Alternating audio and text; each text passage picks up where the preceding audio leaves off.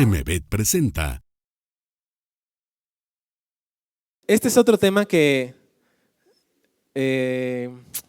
creo que a los veterinarios no nos gusta mucho. Creo que lo concebimos como un tema árido porque tiene que ver con números. Les voy a mostrar una foto muy buena ahora de cómo nos vemos los veterinarios tratando de resolver un caso de acidosis metabólica porque hay que sacar la calculadora. En realidad no es eso, no, el sentido de esta plática no es demostrarles y demostrarme a mí mismo que la acidosis metabólica es algo muy complejo y que nadie lo puede tratar a menos que seas patólogo clínico, que creo que hay muchos patólogos clínicos el día de hoy, ¿cierto? ¿Cuántos? ¿Dos? Ah, el doctor, claro.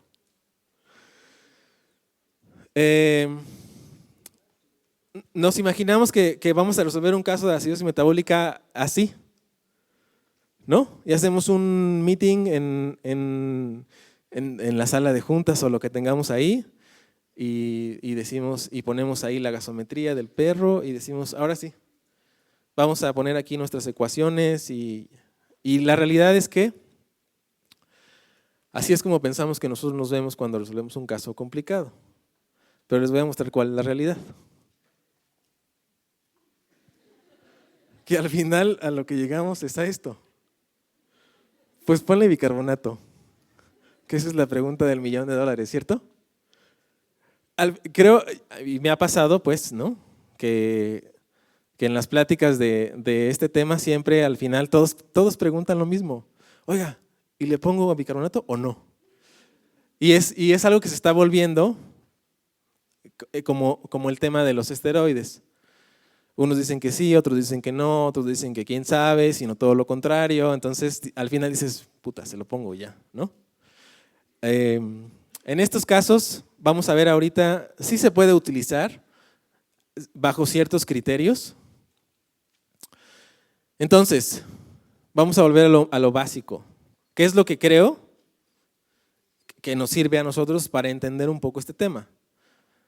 Y si hay patólogos clínicos aquí, pero no me vayan a preguntar muchas cosas porque capaz que me cachan ahí. El pH, todos tenemos claro qué es el pH, ¿cierto? Que es como, son esas cosas, yo les pregunto a mis alumnos cuando están rotando por el hospital, es decir, todos saben lo que es el pH, pero nadie te puede dar una definición razonable así como congruente, ¿no? Y les pregunto a mis alumnos, vamos a hacer el examen neurológico. Y me dicen, ok. Y entonces les digo, dime qué es propiocepción. Bueno, yo pregunto, ¿qué es propiocepción? Y me dicen, sí, todos sabemos, yo. Nadie se queda con la mano abajo, ¿no? ¿Todos saben? Sí, todos sabemos. Entonces, a ver, tú dime qué es propiocepción. Y entonces empiezan a inventar ahí cosas de lo que siente el cuerpo y si el espacio, y entonces uno se queda así como, pues no sabes qué es, porque si no lo puedes explicar no lo entiendes. Y lo mismo pasa con el pH. Todos creemos que sabemos qué es el pH. Si yo les digo a ustedes, sí, ya sabes que el pH de la orina es muy ácido, entonces tú como que tienes una idea abstracta del pH y dices, pues sí, el pH, ¿no? O el pH de una sustancia en una solución cristaloide. Y si nos preguntáramos a nosotros mismos, a ver, pon una definición completa, concisa, congruente de qué es el pH, nos costaría trabajo hacerlo, ¿cierto? Y luego vean esto, es el potencial de hidrógeno de una sustancia. Y entonces uno dice, ¿y eso qué es? Lo importante de esto es que mientras más iones hidrógeno tenga el perro o el gato, más ácido es el pH, ¿cierto? Eso es lo que nos interesa saber. Luego, el pH normal del plasma es ese. Depende también cómo lo midan, en qué equipo lo midan. A lo mejor les da 7.36, 7.34, en fin. Y luego entonces, si estamos diciendo que para el pH es súper relevante la cantidad de iones hidrógeno, entonces habría que preguntarnos de dónde salen los iones hidrógeno. ¿Alguien sabe? ¿Alguna vez se lo han preguntado? A ver, aquí enfrente. Dice la doctora que de la respiración. Alguien que no sea patólogo clínico que conteste. ¿Qué dice el doctor Tello? Del ácido carbónico. ¿Alguien más? ¿Hay una fórmula? ¿Ya ven lo que les digo? Ya empezaron a complicarse las cosas. Una fórmula del CO2 y luego el logaritmo negativo y la ecuación de Henderson, ya dijeron aquí ácido láctico. En realidad los iones hidrógenos son sustancias que son, digamos, el desecho del metabolismo diario de los carbohidratos y de los lípidos, especialmente de los lípidos que conforman las membranas celulares de todas las células del cuerpo de un perro o de un gato. ¿Sí? O sea que es algo que es inevitable, pues siempre va a estar ahí, aunque el perro esté sano, siempre. ¿Y esta ecuación qué significa?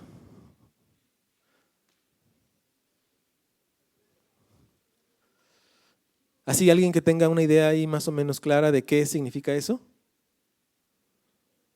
¿O nos vamos a la Facultad de Química para el próximo año? ¿Por la qué? Ok, dice la doctora que es el CO2 que se produce por las células. El bicarbonato. Ajá. Y el hidrógeno más el agua.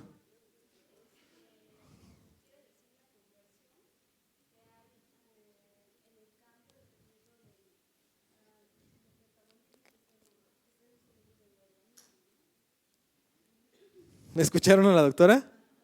¿No la escucharon? Mi conclusión de esto es que el bicarbonato, todos tenemos claro que es un amortiguador, ¿cierto? Y amortiguador es como bueno, ¿no? Es un amortiguador, es bueno.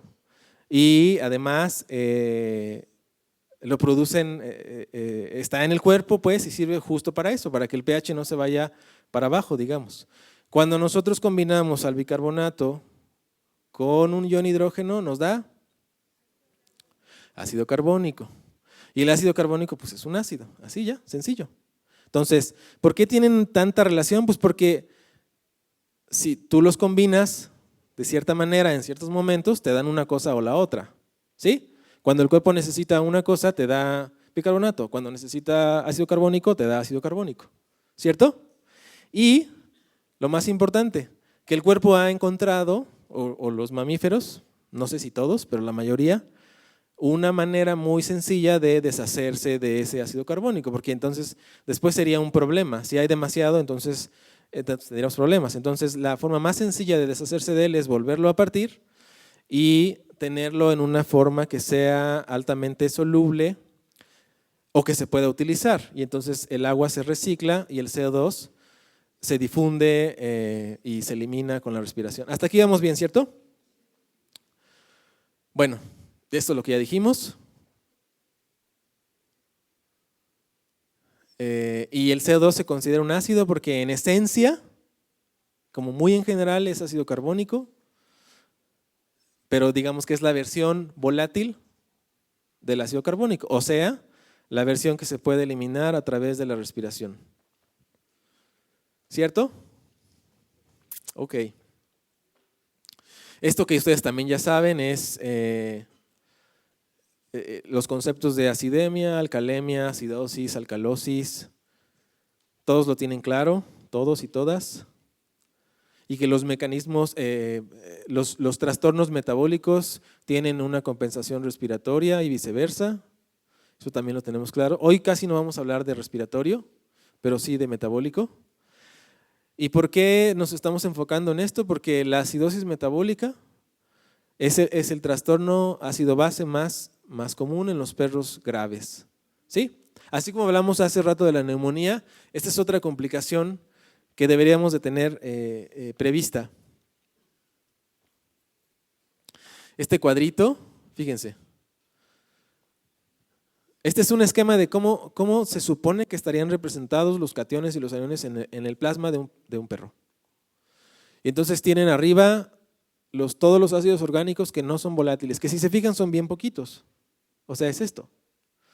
Y tienen aquí, como dijeron ahí atrás, lácticos, cetónicos, urémicos y algunos que se producen cuando el paciente se intoxica. Luego tienen acá el cloro. Es importante conocer el estado del cloro cuando estamos evaluando ácido base, porque eso nos da la pauta para decir si la acidosis metabólica es porque el perro está reteniendo ácidos, quizás porque está diabético, o los ácidos orgánicos están normales y más bien lo que está incrementándose es el cloro, y entonces tendríamos ahí una acidosis metabólica por incremento de cloro con el anion gap, que es básicamente la diferencia entre, bueno, vamos a verlo más adelante para no enredarnos más. Es decir, si lo piensan ustedes, una forma sencilla de entender esto es que si uno se incrementa, teóricamente el otro disminuye. ¿Sí? Porque estamos hablando de una ley que se tiene que cumplir. Entonces, en el momento en el que una columna comienza a crecer, la otra por fuerza tiende a decrecer. ¿Sí? Esa es una manera sencilla de entender esto. El potasio es importante en estos casos, como lo van a ver ahora, porque del pH de la sangre depende mucho el desplazamiento del potasio. El potasio tiene un desplazamiento transmembranal y tiene mucha relevancia en los pacientes que están graves, como lo vamos a ver ahora. Entonces, hay muchas causas de acidosis metabólica. En un paciente grave, pues pueden decir la que quieran, como el perrito que vimos ahora, Chewbacca, que tenía cetoacidosis, neumonía y así. ¿Se acuerdan? Que tenía acidemia y la urea en veintitantos. Ese es un caso típico de un paciente que desarrolla acidosis metabólica como consecuencia de una enfermedad primaria que no ha sido, digamos, atendida en tiempo y en forma. La insuficiencia renal aguda, la diabetes mellitus, las intoxicaciones, diarreas severas, pérdidas masivas de bicarbonato pueden dar lugar a acidosis metabólica. Creo que hasta aquí vamos bien. ¿Sí? Bueno, entonces aquí tenemos el primer caso, que es Max, que no se llama Max, pero se me olvidó cómo se llama este perrito y todos se llaman Max. Y tiene vómitos y diarreas, y tiene depresión, y tiene dolor, y tiene deshidratación, y tiene un año. Y con esa información, ¿qué creen que tenga? Así como decimos, aplicando nuestro ojo clínico. ¿Qué dice el doctor? Dice el doctor que huele a parvovirus. ¿Están de acuerdo? Bueno, de acá dicen que no, ¿eh? Obviamente en estos casos, todas esas cosas que nos dijeron que eran importantes siguen siendo importantes.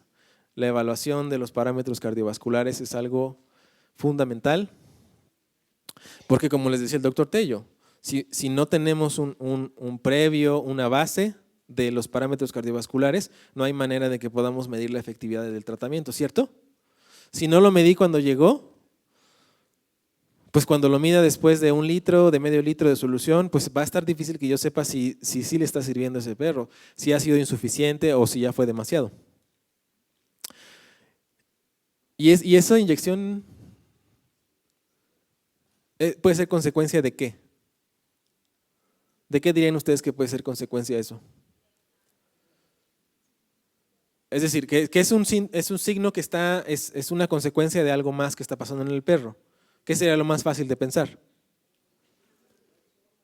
Dicen conjuntivitis. ¿Algo más? Presión alta, dicen. Sepsis. ¿Cómo? Síndrome urémico. ¿Dolor? ¿No?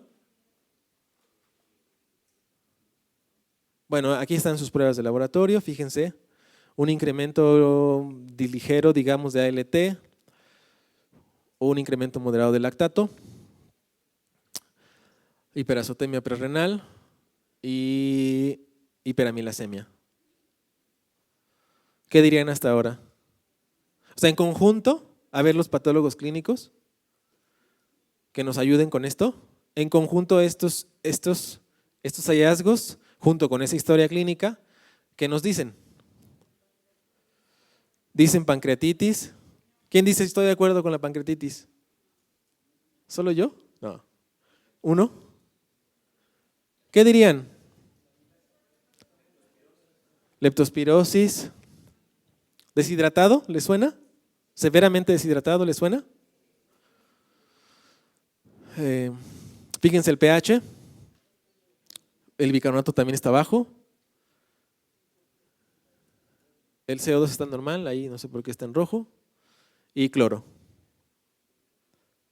Está deshidratado, ¿no? Ah, y el potasio, que no está en rojo, pero está bajo. Entonces, está deshidratado y ha desarrollado algunas complicaciones, consecuencias de la gastroenteritis. No sabemos qué es, puede ser viral, puede ser bacteriano, puede ser un cuerpo extraño, en fin, puede ser cualquier cosa. Vamos a ver ese video para que ustedes evalúen. Creo que no hay nadie en la cabina. Así. El estado mental, ¿ya se saltó? Ahí está. Conéctale otro medio. ¿De dónde, por favor? Sí.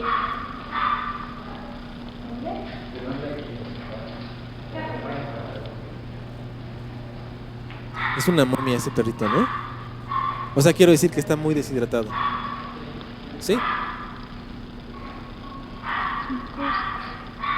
Vean la saliva ya como pegajosona. Y entonces, en realidad es algo muy sencillo, pues. No estamos tratando de descubrir el hilo negro en acidosis metabólica. Pues un poquito más. Es solo contextualizar que además de tratar la gastroenteritis, ahora hay que tratar estas complicaciones, ¿no? Y la única manera de saber que tiene eso, bueno, pues es haciéndolo, es midiéndole los electrolitos y el pH. Fíjense ahora a Frida. Esta es una Schnauzer que está diagnosticada con Cushing y ha estado con tratamiento intermitente de trilostano. Ya saben que ni cuesta trabajo conseguir el trilostano en México. Todos han padecido con el trilostano. Y tiene vómitos y además tiene una respiración rara. Eso es lo que el cliente refiere. Entonces está deshidratada, está ligeramente pálida, tiene una presión normal, tiene dolor y distensión abdominal y una respiración, digamos que superficial. ¿Qué creen que tenga ahora? O sea, con base en esa información, ¿cuál sería su primer diagnóstico diferencial? ¿O el segundo o el tercero? ¿Una masa en el abdomen? ¿Algo más? ¿Piómetra? ¿Puede ser? Capaz que sí. ¿Algo más? ¿Un tromboembolismo pulmonar? He visto varios en Schnauzers con Cushing. ¿Algo más que sea consecuencia de un manejo incompleto del Cushing? Que a la larga le puede pasar a cualquier perro. ¿Quién dijo diabetes? Diabetes, digamos, sí. Sería, bueno, insuficiencia renal, por supuesto, pero diabetes esa es una posibilidad. ¿Y qué onda con su respiración? No, a ver, vamos a ver. No traigo video de su respiración, pero podría explicarse por muchas cosas, ¿no? O sea, empezando por la distensión abdominal propia del Cushing, por la hepatomegalia importante que estamos viendo aquí. ¿Qué más le ven esa placa? Dice, ¿quién dijo? ¿La Junga? El niño Tello dice que piedras. Sí, piedras. Y mucho excremento, ¿no? Fíjense sus pruebas de laboratorio.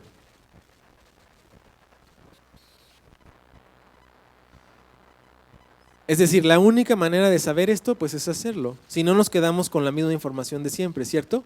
Y por eso que creo, en mi opinión, no sé qué opinen ustedes, que estos temas como que es como, no, una gasometría, no. Los electrolitos, nos quedamos solo con la química sanguínea y el hemograma. Vean la química, lactato, cloro, bicarbonato, pH. ¿Sí? Y en este caso, consecuencia de qué podría ser la acidosis metabólica. ¿Con anión gap normal o con anión gap incrementado? Es decir, ¿podría ser una acidosis metabólica por ganancia de ácidos Exactamente. En realidad no es tan complicado, ¿cierto? Solo miran el pH, miran el bicarbonato, miran el cloro y miran el anion gap y listo. Este es el plan que proponemos para, ¿cómo se llamaba? Frida. Con bolos y evaluamos. Es muy importante reevaluar. Y ustedes deciden en cuánto tiempo lo hacen. Lo pueden hacer en 5 minutos, lo pueden hacer en 20, lo pueden hacer en 1 hora, en 2 horas, en 4 horas, en 6 horas. Si se fijan acá abajo, vamos a emplear insulina regular. Y esa tendríamos que monitorear la glucemia cada cuánto les gusta. ¿Cada cuánto lo harían?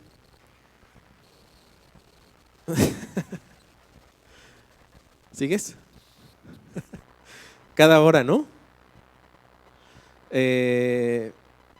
Cada media hora, no sé. Al final ustedes toman la decisión. Y, a ver, unas preguntillas. ¿Por qué regular y por qué no intermedia? Esas son sus 3 opciones. ¿Por qué? Eso está fácil, ¿no? Bueno, vamos a otra. Esta está medio capciosa, porque siempre que les pregunto a mis alumnos, me dicen la respuesta incorrecta. ¿Por qué creen que debemos de usar insulina regular? O sea, ¿cuál es el objetivo? El primario. Dicen disminuir, acá dijeron disminuir la glucemia. ¿No? ¿De qué? Sí, o sea, no se va a morir el perro de la glucemia, ¿no? Pero sí se puede morir de la acidosis metabólica, ¿cierto? Ok. Vamos a la siguiente. ¿Cuáles son las precauciones que tengo que considerar cuando estoy utilizando insulina regular? Dicen allá, escuché potasio, algo a lo lejos. Monitoreo del potasio. ¿De la lipasa? ¿O eso me lo saqué de la manga? ¿El hielo? ¿En el sitio de aplicación? Sí, claro. El monitoreo de la glucemia y del potasio. Acuérdense que dijimos que el potasio está, bueno, no sé si lo dijimos, pero el potasio está ligado a la presencia de insulina en el cuerpo, su desplazamiento. Porque después de todos ustedes dirán, bueno, ¿y qué más da si tienes o no tienes una máquina para medir electrolitos y gases? O sea, los he tratado así durante 10 años o 20 o los que sean y nunca he hecho unos electrolitos y yo creo que nunca los he necesitado. Pero por supuesto que tampoco tengo manera de saber si el hacerlos y cambiar o sea, manejar estos parámetros puede tener una diferencia o una mejora en la sobrevivencia de mis pacientes, ¿cierto? A menos que tengan ahí sus expedientes guardados de hace años. Pero digamos que esas son todas las complicaciones clínicas, todos los hallazgos que ustedes pueden encontrar en un perrín, que ese es otro video, a ver si nos lo pueden poner. Este es el clásico cachorro con gastroenteritis hemorrágica por parvovirosis, pero no tiene solo eso. Tiene además ya acidosis láctica y vean el estado mental y está severamente deshidratado. Y entonces ahora no nada más es, como decía el doctor, que lo conectes a la solución y lo dejes ahí unas horas y regreses después a ver cómo sigue todo.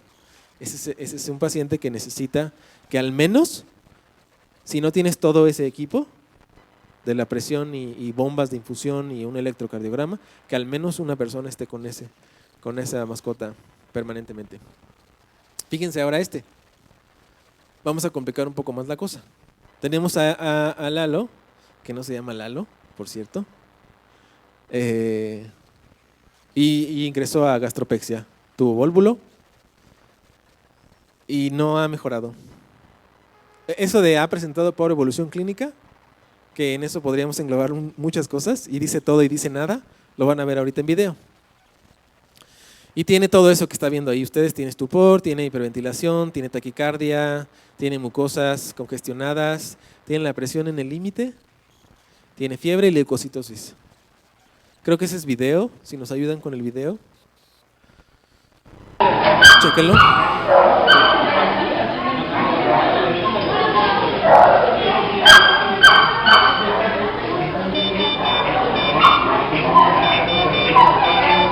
Fíjense la inyección de oxígeno. Otra vez.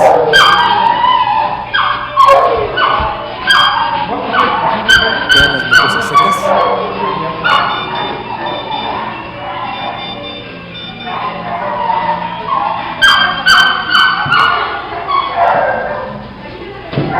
Acá dijeron chiras pelas. ¿Chiras pelas? ¿Ese es el diagnóstico? O el pronóstico, ¿verdad? Más bien dicho. Entonces, eso ya lo vimos en las previas. ¿Cuáles son los componentes de CIRS? Los están viendo. Creo que aquí, a excepción de la presión que está ya como está baja, perdón, quise decir, está baja, el límite es 80. Todos los demás son de una respuesta inflamatoria temprana, digamos, ¿no?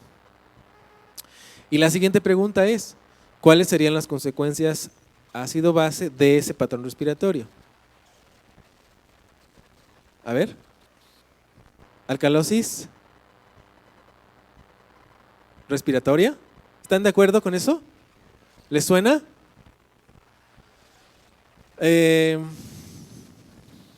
Bueno, y además de eso, fíjense esto esto es de humanos. Tiene hiperventilación, tiene hipotensión, tiene taquicardia y son signos que pueden ocurrir en personas y quizás también en perros que tienen acidosis láctica fuera de control, digamos. Entonces vean, esas son sus pruebas. Fíjense el pH otra vez. A pesar de esa respiración, sigue teniendo el pH bajo. ¿Eso qué quiere decir? Que algo estamos haciendo mal en nuestro monitoreo, ¿cierto? Y en nuestro manejo posquirúrgico. Vean el bicarbonato. El CO2, como dijo la doctora, tiene alcalosis respiratoria. Sodio alto. ¿No? 720. Entonces, ¿es metabólico? ¿Es respiratorio o es mixto? ¿Quién dice metabólico? ¿Quién dice respiratorio? ¿Quién dice mixto? ¿Qué dice el doctor Tello?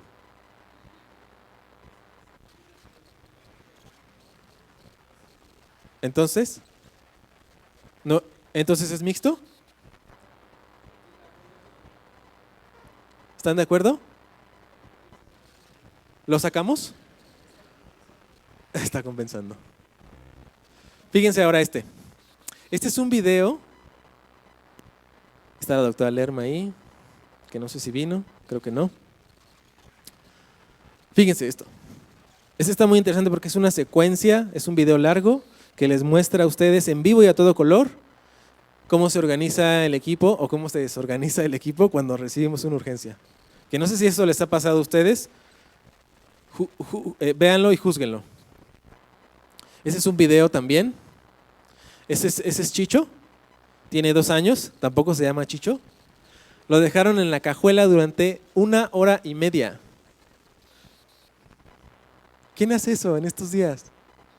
Todos tenemos un teléfono y tenemos acceso a Google, ¿no? ¿Quién deja un bulldog en la cajuela durante 1 hora y media? A ver si nos pueden poner el video. Fíjese, tiene fiebre.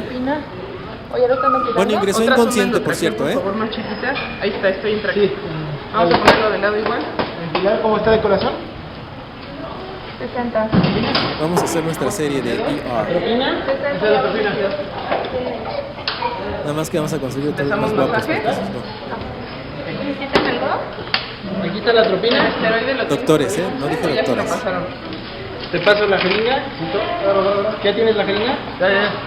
Bien. ¿El esteroide lo tienes por ahí? Ya se la pasamos. Furosemida, ¿puedes pedir, por favor? Ahí están pidiendo furosemida. Bien. Aguanten. De furo... ¿Qué les parece eso? ¿Organizado, desorganizado, más o menos? ¿Desorganizado? ¿Organizado? ¿Sí les parece organizado eso? ¿Desorganizado? ¿Pésimamente mal hecho? ¿O más o menos? ¿Doctor Tello? ¿Sin palabras?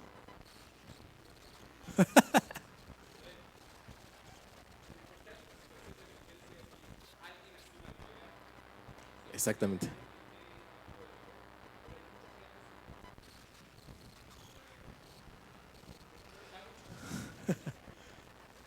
Está apagado.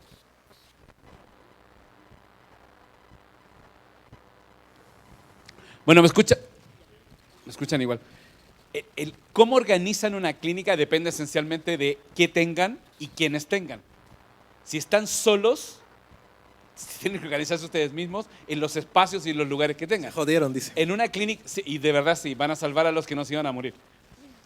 Si tienen, como en este caso, un equipo, lo más importante es que todos sepan qué hacer, que alguien asuma el liderazgo y que quede claro qué es lo que cada uno va a hacer frente al líder. Y el líder tiene que organizar todo.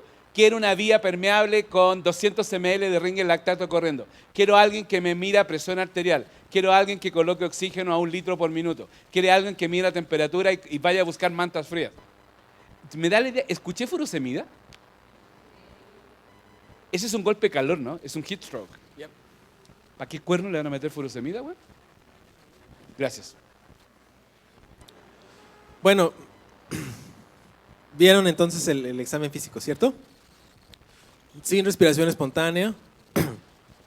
Consideren que es un bulldog que tiene más de 42 grados centígrados y no respira. ¿Qué más grave que eso puede haber? Un cliente, ¿no? Un cliente que no se informa. Y además vean esto. ¿Eso les dice algo? ¿Qué les dice? Que tiene trombocitopenia. Claro. Entonces, eso es cajuela más bulldog, problemas. Ese es otro video. ¿Cómo se llama? Lo metimos luego. Ya tienes febrero, ya tienes manito, ya tienes furosemida. ¿Sabemos qué le pasó? Lo dejó en el perro. ¿Lo atropelló? No, lo dejó en el coche. Temperatura. Espero que no digan malas palabras los doctores. Y no lo movemos en una tarjeta. No, salgo no tiene. ¿No puedo llevar? ¿Cuál es nuestro primer manejo en ese caso? El de ustedes, no el mío, el de ustedes. Mojarlo, dice la doctora. La vía aérea, dicen. ¿Qué más? Líquidos. La clásica de, no importa qué sea la urgencia, no sé ni qué tiene, pero lo primero que quiero hacer es ponerle un catéter, ¿cierto? ¿Sí? ¿Le suena? Y aquí no sé qué pasa. Ahí está. Vía aérea. Son opciones, ¿eh? Al final usted, ¿un antipirético? ¿No? ¿Por qué no? ¿No? ¿Una vía? ¿Pruebas? ¿Lactato?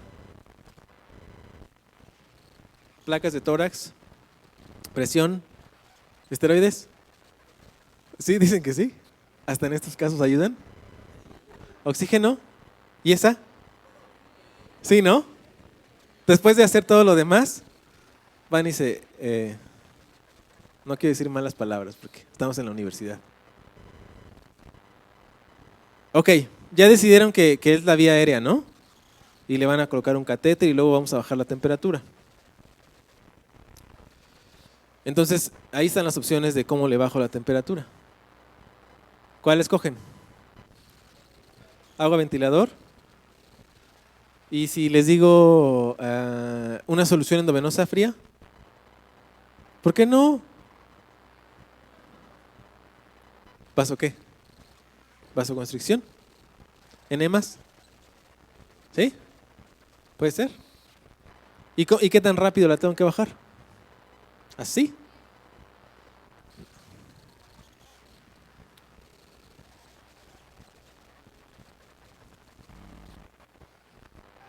Ahí está ese video.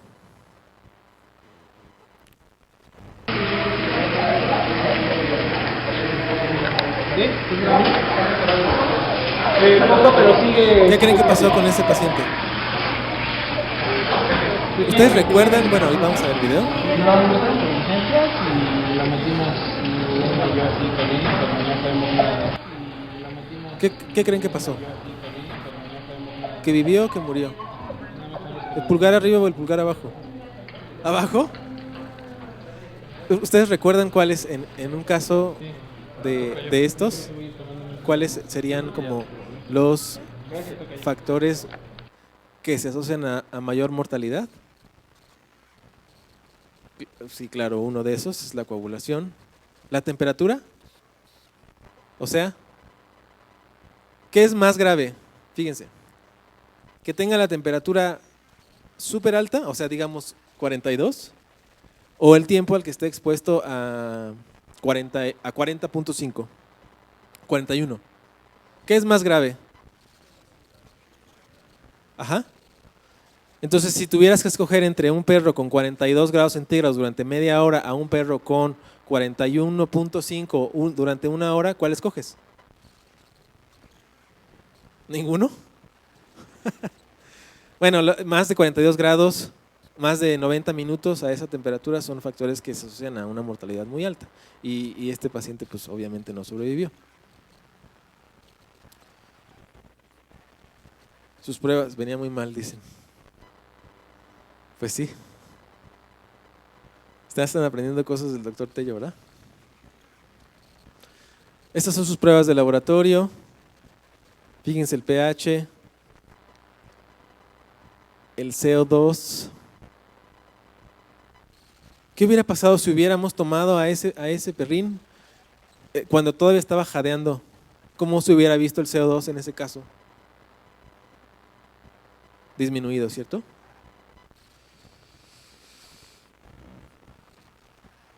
Entonces, vamos ya para concluir, vamos un poco con el tratamiento, que es por lo que todos venimos el día de hoy, con la pregunta, que ahorita van a ver la pregunta del millón, que es si le vamos a dar bicarbonato o no, y si el bicarbonato es la única respuesta que tenemos para estos casos, y la respuesta es no, porque hay muchas otras medidas de apoyo que son muy sencillas que ustedes pueden utilizar para contrarrestar las acidosis, especialmente cuando son acidosis lácticas. Lo mismo que nos han dicho toda la vida. Fluidos, oxígeno, energía para las células, calentarlos, cosas muy sencillas. Ese es un video, a ver si nos lo pueden poner, por favor. Ella es Kelly, ella sí se llama Kelly. Fíjense el estado mental. Y nuestro alumno dándole gentiles caricias en la nuca, además del oxígeno. Lo hubiera puesto ahí, ¿verdad?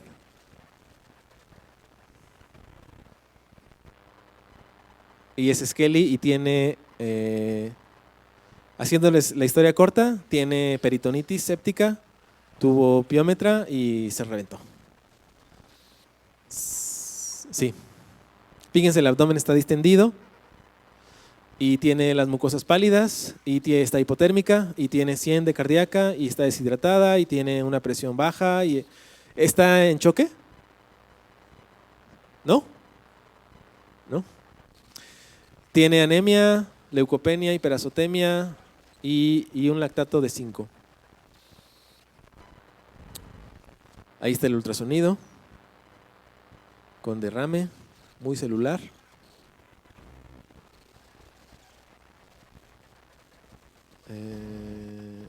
Está deshidratado y hipovolémico. O ambas. ¿Sí? ¿Ambas? Ambas, ¿no? Tiene signos claros de deshidratación y además tiene hipotensión marcada. Y tiene signos de hipovolemia también. SIRS, sepsis, choque. ¿Cuál es la diferencia entre sepsis y choque? Eso creo que lo vimos en la presentación pasada. No hay que.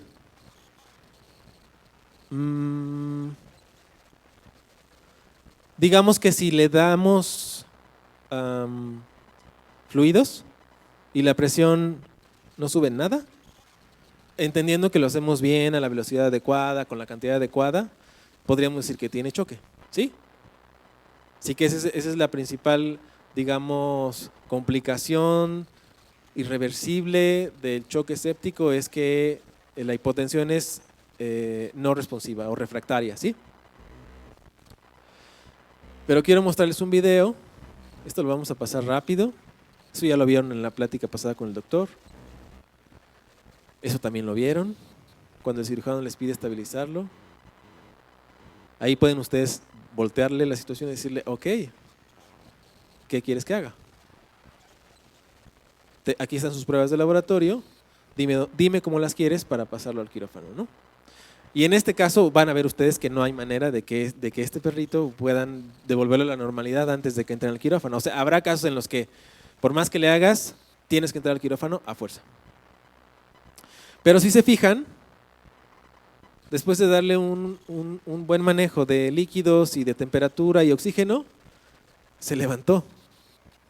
¿Sí se acuerdan cómo estaba? Postrada. Ahora vamos a ver ese video con un par de bolos de cristaloides. Sigue acariciándola.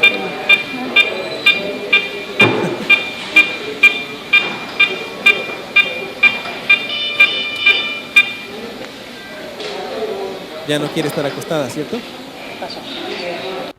O ya no quiere que le esté acariciando. ¿Cuál será? Y aquí, no. Bueno, no sé qué pasó ahí. A ver, vamos a ver si... Fíjense. Eso es lo que tenía en el abdomen. Eso es un cuerno. Fíjense abajo.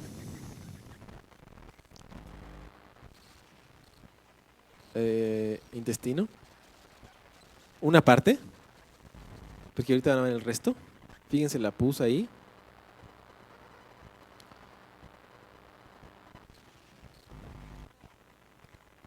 El peritoneo. Sí se ve la foto, ¿no? Bien. Lo que queremos. Y fíjense cómo están las asas intestinales. ¿Qué creen que pasó con ella? ¿Vive o muere? ¿En serio? ¿Sí? No. No, falleció. Y llegamos entonces a la conclusión de esta ponencia, casi, que es la pregunta del millón, la que todos quieren hacer. ¿Sí o no? ¿Sí? ¿Quién de ustedes dice yo lo uso rutinariamente? O sea, sí lo uso siempre y lo uso mucho, de la manera que sea. ¿Quién dice yo nunca lo he usado?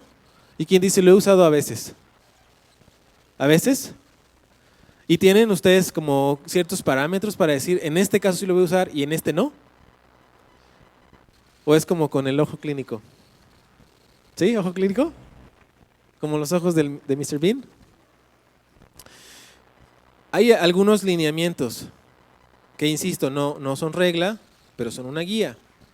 Si tiene algo grave, ¿sí? O sea, por ejemplo, en Kelly, antes de entrar al quirófano, si el cirujano me hubiera pedido estabilizarla, que lo hice, le hubiera tenido que demostrar con los electrolitos que algo mejoró, que el lactato bajó, que la temperatura subió, que la presión subió. Si no, no me lo va a recibir, ¿verdad?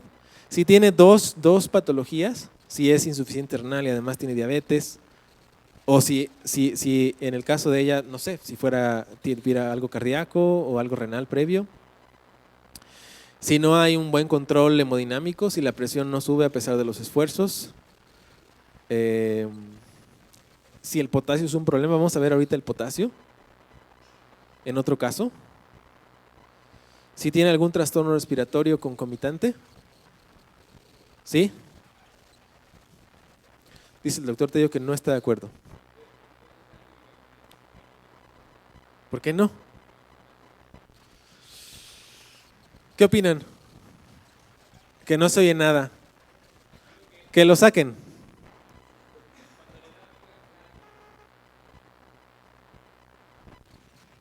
Dale el que no sirve.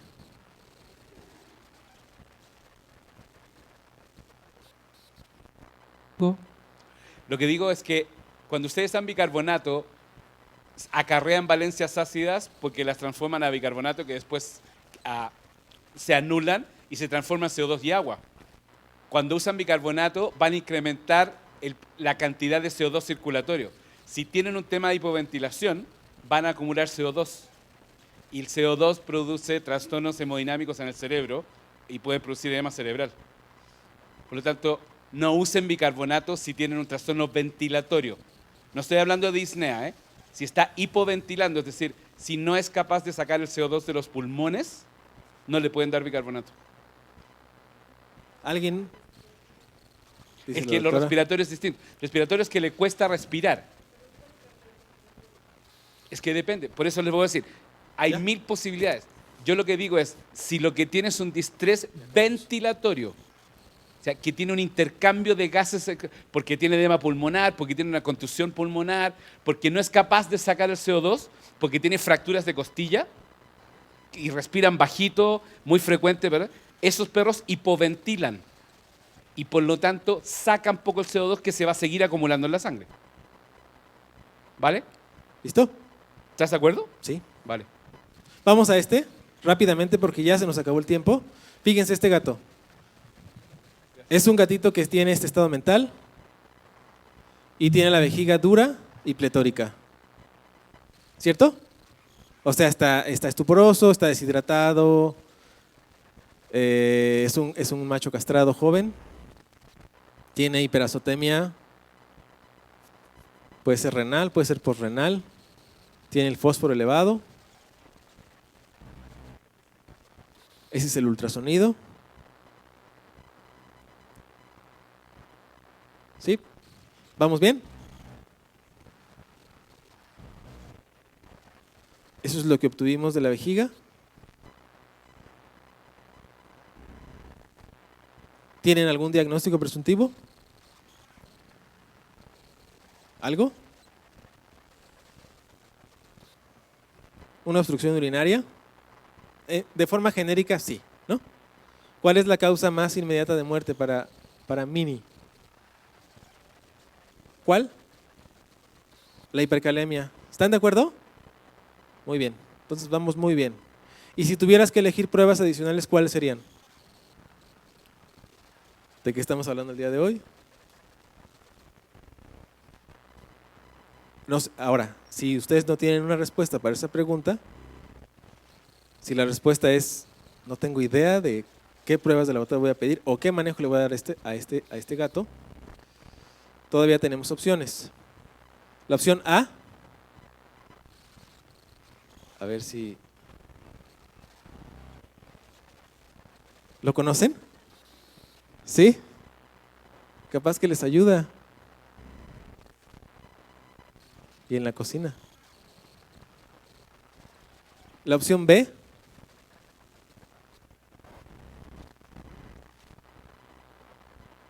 si tienen un caso de urgencia y no saben qué hacer, igual pueden ver la temporada de ER.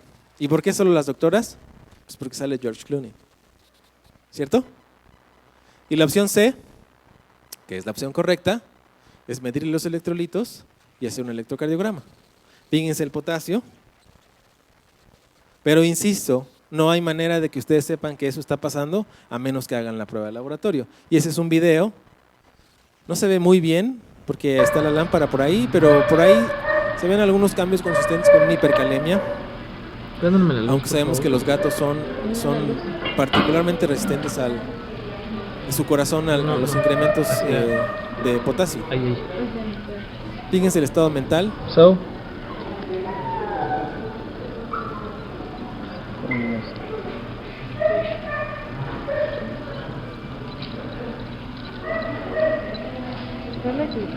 La luz. Ahí. ¿Por qué? Para que se me para que el Perdonen el camarógrafo. Ahí de repente desaparece la P. ¿Sí lo ven? Y vuelve a aparecer. Ahora este otro.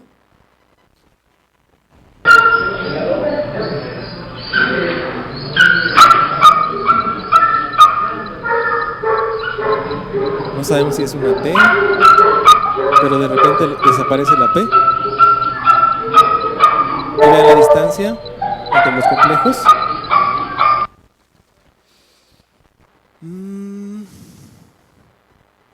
Bueno, tiene un poco de interferencia.